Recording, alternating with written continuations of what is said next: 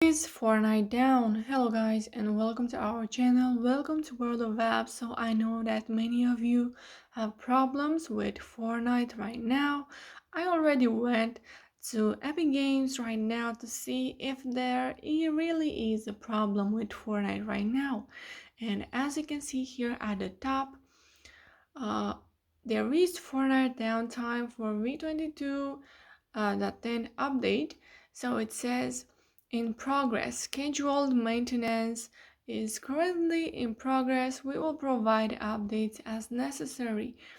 And right now they didn't provide us an update till that update from 3rd October. So we will have to wait until they give us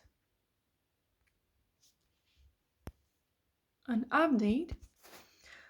I received a lot of messages from people who have issues with Fortnite, so you don't have to worry about it because you are not the only one. As you can see, this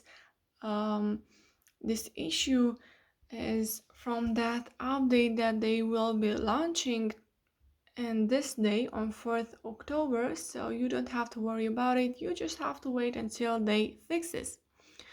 So if you do have issues with Fortnite, you can comment in the comment section down below. You can like this video and subscribe to our channel for more updates about this topic.